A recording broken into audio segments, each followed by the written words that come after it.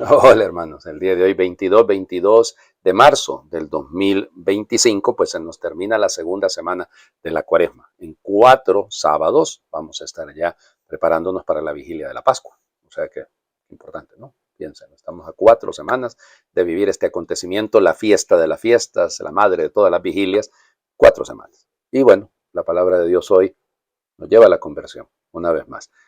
Voy a tratar de ser breve. De hecho, voy a hablarles de un beato que ha sido martirizado durante la Revolución Francesa y voy a hablar muy poco sobre él, porque el Evangelio es un poquito largo, pero no me voy a extender tanto, porque resulta que lo vamos a leer de mañana en 8, o sea, dentro de 2 domingos, porque en el ciclo C, en el ciclo de Lucas, pues gracias a Dios da la oportunidad de leerlo, porque para mí creo que es el texto más propiamente cuaresmal, si lo quieren, de estos días.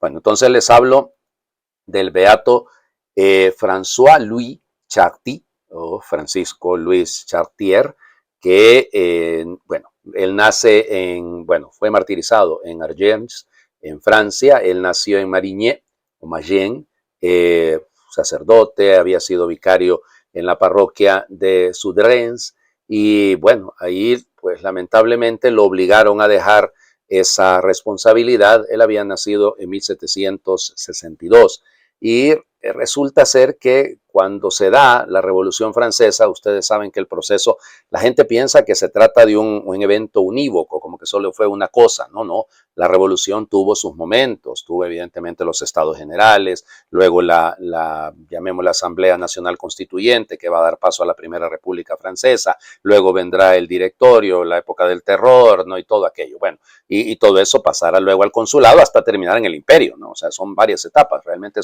podríamos decir 7 etapas. Ahora bien, la etapa más cruel comienza precisamente cuando la Asamblea Nacional Constituyente,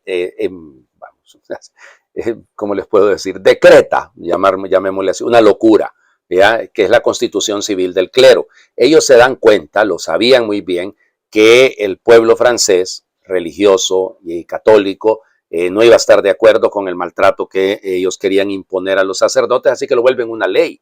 Oigan, una locura aquello, ¿no? La Constitución Civil del Clero obligaba a los sacerdotes a que juraran la Constitución y que le debían obediencia a Francia, que le debían obediencia a la República, no que le debían obediencia a su obispo y tampoco al Papa. Y bueno, todo esto viene de siglos, ¿verdad? Ya desde el siglo XV, con el galicanismo, con llamémosle, los privilegios del clero francés y todo aquello. Miren, ya les contaría yo, realmente son un montón de locura, ¿no? O sea, el riquerismo, por ejemplo, hagan de cuenta que el riquerismo hacía creer que así como los obispos son descendientes de los 12 apóstoles, o son, vamos, descendientes en el sentido de que vienen en esa línea, pues entonces los sacerdotes lo somos de los 72 discípulos, para que vean ustedes, ¿se acuerdan lo que da cuenta el Evangelio de Lucas, ¿no? Y entonces, miren, es una cosa terrible. Entonces, para controlar al clero, porque el clero era el que podía de alguna manera oponerse a las locuras que luego van a llevar adelante los de la revolución. Claro que la revolución tiene sus virtudes, no hay que negarlo, pero también tuvo sus excesos, son más de 30,000 mártires. Okay, una cosa es que usted hable de libertad, igualdad y fraternidad y luego se le olvide que la libertad es a costa de otros, que la igualdad hay unos más iguales que otros y de fraternidad no hablemos. Y entonces a él le corresponde, es expulsado porque él no quiere pues jurar la Constitución Civil del Clero. Bueno, parece ser que tuvo 2 momentos. Es arrestado y luego termina siendo liberado porque en el momento en el que él estaba encarcelado llegó el famoso ejército vandeano de la Vendée y bueno, y entonces pudo él escapar. Se quedó de manera clandestina sirviendo a la gente, ¿no? Y atendiendo en las confesiones, celebrando la Eucaristía, pero de manera muy clandestina. Porque el problema es que también si agarraban a alguna persona ayudándoles, por lo de la Constitución Civil del Clero, bueno, si usted lo agarraban con un crucifijo, si lo agarraban a usted con un libro sagrado, hagan de cuenta, usted corría el riesgo de terminar guillotinado. Y en la época de Danton, vamos, por favor, ya me da vergüenza que en mi país eso hasta aparece en el himno nacional, oigan, exaltando a una figura de un criminal, porque él mandó a matar incluso a gente de su familia, una locura, ¿no? La época del terror. Pues en 1794 él vuelve a ser apresado y ahí es condenado a la guillotina, ¿no? pues muere precisamente un 22 de marzo de 1794. Y el Papa San Juan Pablo II lo beatificó junto con otros mártires de ahí, de la región de Angers, en 1984. Sigue habiendo persecución en contra de la iglesia. Yo se lo sigo insistiendo que estamos teniendo en promedio más mártires en esta época que lo que ha habido en el siglo XX. El siglo XX ha sido el siglo que más mártires produjo en la historia de la iglesia. Pero bueno, vamos adelante con las lecturas del día de hoy. La primera lectura está tomada del libro del profeta Miqueas, del capítulo 7, versículos del 14 al 15, y luego nos saltamos del 18 al 20. Señor Dios nuestro, pastorea a tu pueblo con tu cayado, a las ovejas de tu heredad que permanecen aisladas en la maleza, en medio de campos feraces. Pastarán en Basán y en Galaad, como en los días de antaño, como cuando salimos de Egipto y nos mostrabas tus prodigios. ¿Qué Dios hay como tú, que quitas la iniquidad y pasas por alto la rebeldía de los sobrevivientes de Israel? No mantendrás por siempre tu cólera, pues te complaces en ser misericordioso. Volverás a compadecerte de nosotros, aplastarás con tus pies nuestras iniquidades, arrojarás a lo hondo del mar nuestros delitos. Serás fiel con Jacob y compasivo con Abraham, como juraste a nuestros padres en tiempos remotos, Señor Dios nuestro. Palabra de Dios. Te alabamos, Señor. Ok. Recuerden la época en la que Miqueas escribe, ¿no? Esto es importante porque es uno de los profetas que vive la experiencia del destierro. Y entonces, él, claro, está escribiendo en ese momento en el que Israel ha sufrido, lamentablemente, dolorosamente, esta situación de forzados, dejar su tierra, dejarlo todo, ¿no? Y lo perdieron todo, todo, todo. Ya saben que este momento de la deportación a Babilonia, de las dos deportaciones, pero la segunda es la más cruel, pues va a quedar marcado en la historia de Israel. Pero fíjense cómo de un momento tan duro, tan difícil, el momento en el que yo tendría que decir, ¿y dónde está Dios aquí? Pues, o sea, este Dios no existe porque no nos cuidó, no nos protegió. ¿Dónde están las palabras que había dicho a nuestros padres? Pues fíjense los profetas cómo logran mantener la esperanza y presentan a un Dios, claro, seamos justos y correctos, es lo que pide que haga Israel. Si es que todo lo que nos está pasando es culpa nuestra. Hemos sido nosotros los que hemos abandonado al Señor. Muy bien, entonces, pero Él no nos abandona. Él nunca nos abandonará, será fiel a lo que prometió a Jacob, será fiel a lo que le prometió a Abraham, será fiel a lo que prometió a nuestros padres, porque Él se complace en ser misericordioso. Y ahí está el punto. Por eso la pregunta que está al centro del evangelio, de esta primera lectura del día de hoy es muy bella, ¿no? ¿Qué Dios hay como tú, que quitas la iniquidad y pasas por alto la rebeldía de los sobrevivientes de Israel? O sea, esto es importante, ¿no? Piénsenlo, o sea, es una belleza realmente. ¿Qué Dios hay así? Que la imagen que tenían en esta época, ¿no? Tanto en Egipto como en Mesopotamia, en todos lados, la idea de los dioses había que aplacarlos, a los dioses había que tenerlos de alguna manera de nuestro lado y había que hacer sacrificios y cosas para tenerlos calmados. No, eso no es Dios. O sea, Dios se complace en la misericordia. Y por eso la imagen que utiliza es muy bella, es la imagen del pastoreo. Es un pastor. Dios cuida del rebaño, Dios protege al rebaño. Bueno, y eso quedará mejor todavía con el Salmo, porque es el Salmo 102. El Señor es compasivo y misericordioso, lento a la ira y rico en clemencia. Está bonito, ¿no? Y hay que, eso es, hombre, lo que nos debe motivar, les decía que toda esta semana todo va girando alrededor de la conversión, de un llamado a la conversión. Bueno, pues si no nos convierte, lo hemos escuchado desde el lunes, toda la semana, piensen, hay una inclusión, ¿no? Sean misericordiosos como misericordioso es su Padre que está en los cielos. Muy bien, allá leíamos esto de Lucas, del Sermón del Llano. Ahora veamos la aplicación que hace Jesús. Lucas, capítulo 15, versículos del 1 al 3, y luego nos saltamos del 11 al 32. En aquel tiempo se acercaron a Jesús los publicanos y los pecadores para escucharlo, por lo cual los fariseos y los escribas murmuraban entre sí, este recibe a los pecadores y come con ellos. Jesús les dijo entonces esta parábola. Un hombre tenía 2 hijos y el menor de ellos le dijo a su padre, Padre, dame la parte de la herencia que me toca. Y él les repartió los bienes. No muchos días después el hijo menor, juntando todo lo suyo, se fue a un país lejano y allá derrochó su fortuna, viviendo de una manera disoluta. Después de malgastarlo todo, sobrevino en aquella región una gran hambre y él empezó a padecer necesidad. Entonces fue a pedirle trabajo a un habitante de aquel país, el cual lo mandó a sus campos a cuidar cerdos. Tenía ganas de hartarse con las bellotas que comían los cerdos, pero no lo dejaban que se las comiera. Se puso entonces a reflexionar y se dijo, ¿cuántos trabajadores en casa de mi padre tienen pan de sobra y yo aquí me estoy muriendo de hambre? Me levantaré, Volveré a mi padre y le diré, Padre, he pecado contra el cielo y contra ti, ya no merezco llamarme hijo tuyo. Recíbeme como a uno de tus trabajadores. Enseguida se puso en camino hacia la casa de su padre. Estaba todavía lejos cuando su padre lo vio y se enterneció profundamente. Corrió hacia él y echándole los brazos al cuello, lo cubrió de besos. El muchacho le dijo, Padre, he pecado contra el cielo y contra ti, ya no merezco llamarme hijo tuyo. Pero el padre le dijo a sus criados, pronto, traigan la túnica más rica y vístansela. Pónganle un anillo en el dedo y sandalias en los pies. Traigan el becerro gordo y mátenlo. Comamos y hagamos una fiesta, porque este hijo mío estaba muerto y ha vuelto a la vida. Estaba perdido y lo hemos encontrado. Y empezó el banquete. El hijo mayor estaba en el campo y al volver, cuando se acercó a la casa, oyó la música y los cantos. Entonces llamó a uno de los criados y le preguntó qué pasaba.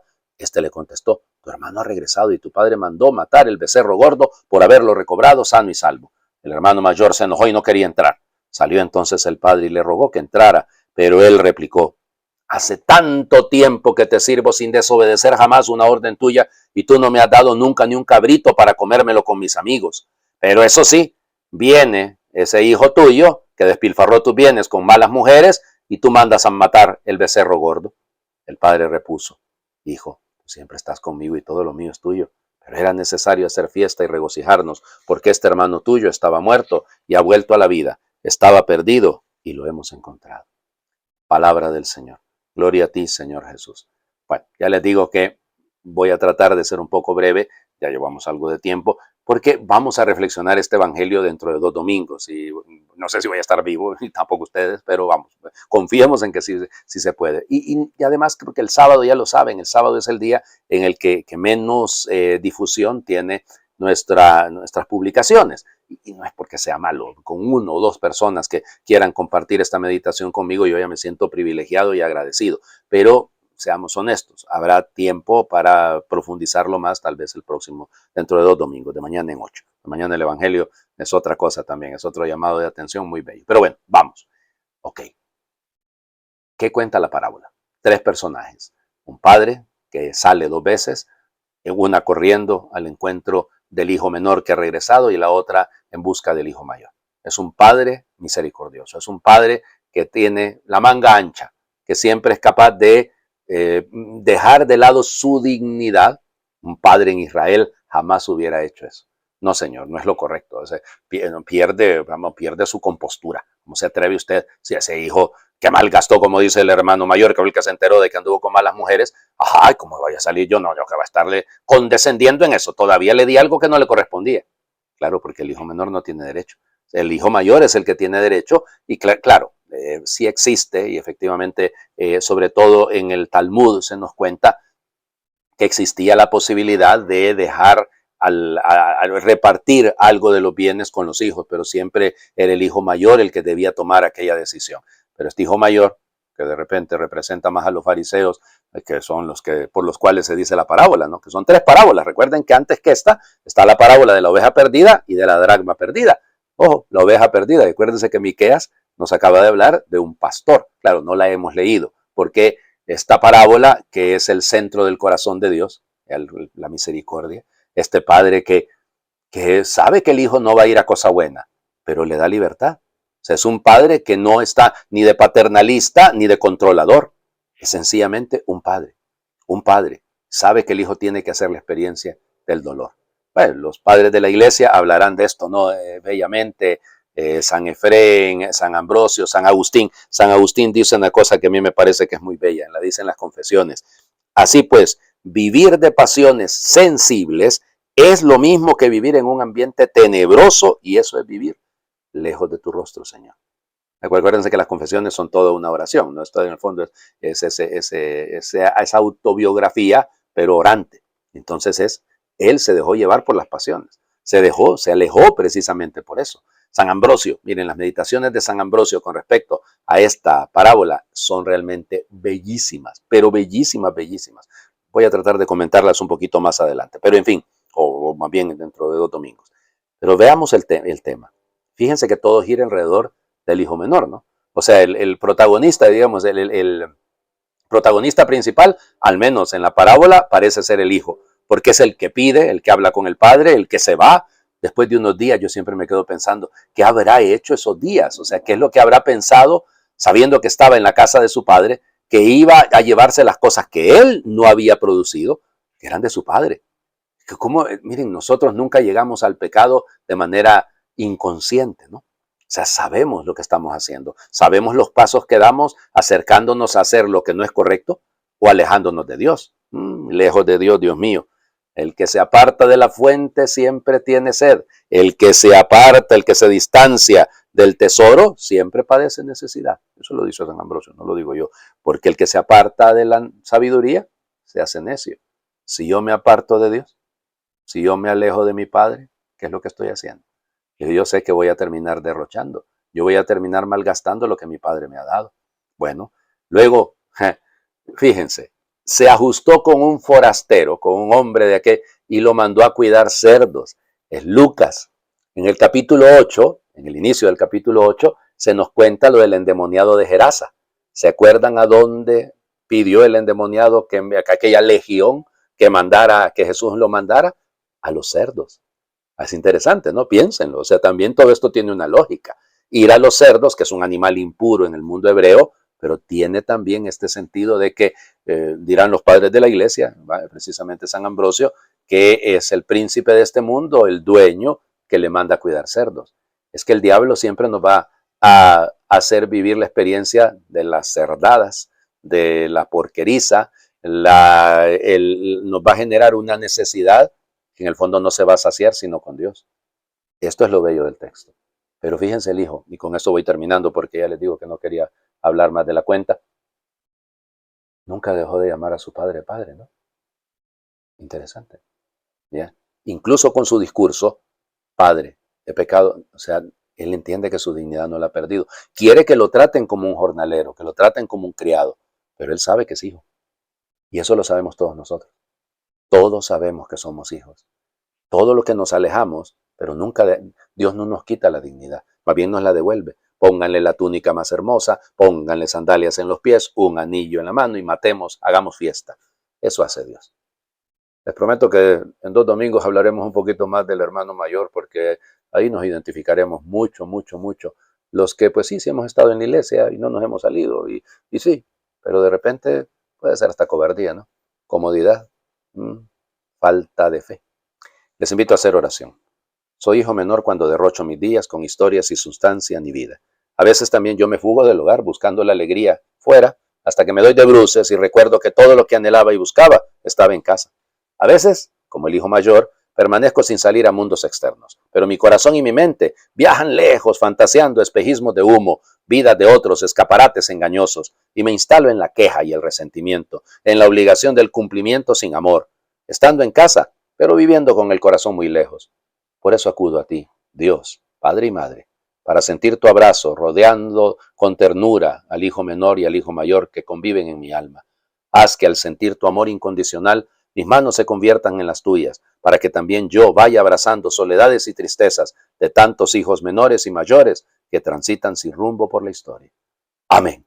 Señor esté con ustedes y le bendiga a Dios por intercesión del Beato Francisco Luis Chartier, el que es Padre, Hijo y Espíritu Santo, y su bendición descienda, les acompañe siempre. Feliz fin de semana para todos.